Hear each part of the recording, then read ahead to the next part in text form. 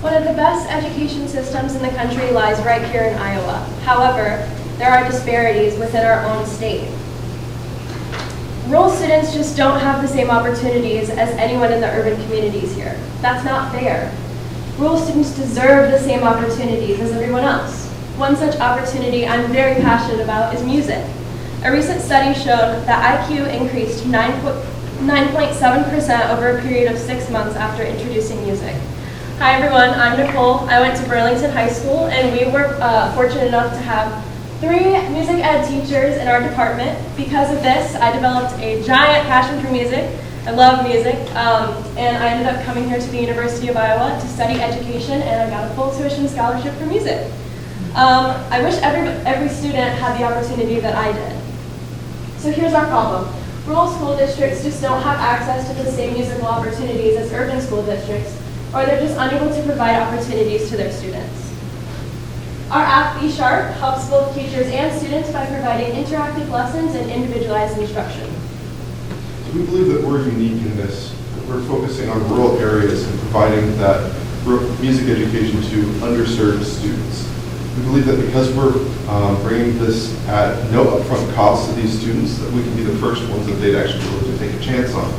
And this will allow them to practice and receive instant feedback from the application, whether they did things correctly or not. Also, this is our home. We're an Iowa-based startup, and we want to go where the students need it the most. So B Sharp, our application here, a simple login screen, username and password. Then as a student, you come to your homepage here, you can see featured songs, Newton G. and Bach. You can purchase that as a one-time thing. There's a current song that someone's working on, Arpeggios in C. They've got a 25-note streak in there, just like you see in Guitar Hero. And then also their current lesson. You can see with the green notes that those are ones that they've hit, that the app has seen. But the red ones, they're having some trouble hitting those high notes. So that's something that the student can see and get feedback on instantly. Go to their practice screen, you can play, pass forward, rewind, and you can work on getting that song down. And it'll tell you how many notes you hit correctly and what sort of a note streak you're on. As a teacher, you'd be able to come onto this and see, there's We Will Rock You by Queen that's available, that you can then distribute that to your students. Speaking of students, James C. is there. He's doing all right. Who's that previous student that we saw? Bethany K, though, she's having some issues. She hasn't been doing any of her lessons. You can see that here in this application. But Curtis has been doing amazing. He's got really good high percentage of completion, doing some jazz really well. So you can see here with James again, teacher can see, well, he's having trouble reaching those high notes. That lets them plan for the next lesson of those limited resources of time that they can focus on one specific thing that the teacher already knows is an issue.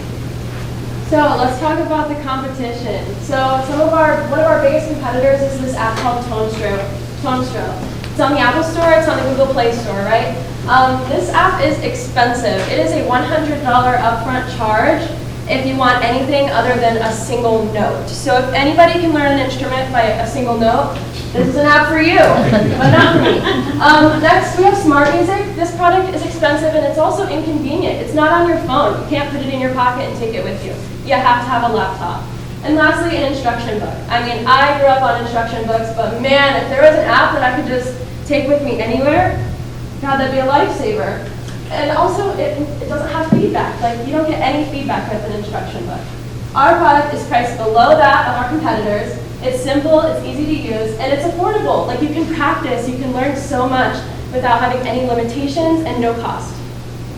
So, as we said earlier, some of our competitors they do excel at some things. Instruction books are a good price, Tonestro's got some good feedback, but they don't hit that confluence of convenient and affordable. We'd like to try and hit that so that schools that don't have many resources can have something in their arsenal. So going back again to that problem, we have no upfront cost for the boring parts of just practicing. That would allow you as a school to utilize that little money that you have and little time that you have even further. Also, it's accessible. You only need a phone. Finally, it's fun for the kids. They can see on their phone themselves getting better as time goes on. So let's talk about the target market. In Iowa, we have 327 total school districts. Rural school districts are about 2/3 of that. Imagine how many kids we aren't able to reach. Imagine how many kids don't get to come to the University of Iowa and study music. It's not even in their head. They don't even know about it. And if we're going to go larger scale on this, there's 137,000 plus public schools in the U.S. How many kids are not being reached? How many kids are not having the same opportunities that I had? So here's our growth plan. By year 5, we want to have around 7,500 downloads, okay? And so our paid users are subscription-based users, which will mostly be schools. We want to have about 5%, so 375 users, right? This will earn us around $36,000 in subscriptions. And also, with our ad revenue, we'll earn about $70,000. So, something to touch on with ads. This is an education app.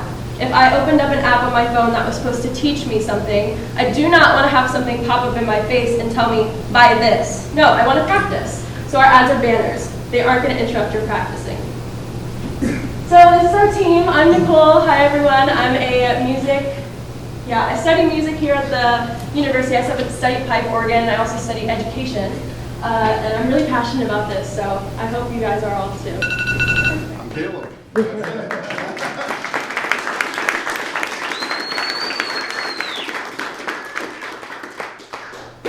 Questions? So I really appreciate the mobile platform. I really appreciate that, especially the target market is rural school. There's a bunch of research on equity that talk about, there are some students that maybe the mobile phone is the only device that they have. So this is great. And I'm gathering that you're looking at a B2B model you want to sell to school. So you talk a lot about the value prop for the student learning music. What's the value prop for this? Like if the school is paying for it, what's in it for them? So the school would be able to utilize their teachers more effectively. Instead of part of each interaction of the teacher and student being, okay, happy to practice, now let's get you up to speed. The teacher can see that beforehand with the application. They can see, okay, here's all of my students. Here's ones that have practiced above and beyond. Here's ones that have done what I've asked. Here's ones that are lagging behind. They can plan ahead, and they don't have to spend as much time getting things from ground zero. So the payback for them would be that they get more utilization out of the time that their teachers have, at concerts, times like that, when parents are able to see, this is what my kids have done. That would be your big payback.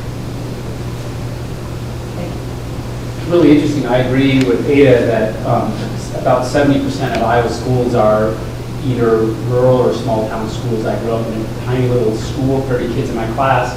We had one band and one choir teacher for the whole entire high school. So I think there's a real need here. What I'm missing, though, is just to follow up on Ada's question is, I don't understand your business model. If you're selling this to schools, how do you generate the revenue based on that selling to school? So there's two potential revenue streams here. One is the subscription basis. This allows you to access the back library of songs that we have for a monthly fee. Is that the school? That would be the teacher. So that would be the school that would be paying that. Okay. There's also one-time costs that you can do. So if you just want a specific song, you as the teacher or as the student can buy that specific song. So then that's a non-recurring thing, but it might be something that people who are willing to subscribe to a monthly fee would be willing to do. Also, just like, does anybody in here want to learn an instrument? Ever in their life? Do you want to? Raise your hand. Yeah. If you're an individual and you want to learn the flute, get our app. Pay $8 a month. Like, it's not going to be some super expensive thing. It needs to be reasonable for people. Learn the flute. Learn an instrument. It's a life skill. As you mentioned, all the boring parts are free. You want to do scales and arpeggios? Yeah. That's fine. You want to learn how to do something by Queen? Got one for that. So I agree. I think there's a lot of value in providing this and providing that equitable access. So I like that model. One thing I was curious about for the rural focus is like, who did you talk to validate your idea? So like, what schools or individuals did you talk to? I mean, what was the So actually, a member on our team, Sue, she has a similar type of business. Her PIV business is developed, and she's starting to become really successful with it, actually. And she provides therapy services for all the rural school districts. Not all of them yet, but it's a startup, right? And so she kind of sat down with me and she talked with me like there's a really big need for in all the rural school districts. She's like, I have gone out and like she showed me her website and I watched the video and there were people on it that are like, there's a need for therapy services, there's a need for music services. I mean, even art, you know, like all of these extracurricular activities that someone in Iowa City would have opportunity to do. Rural students, I mean, it's just brushed under the rug. You know, you need math and you need music. So.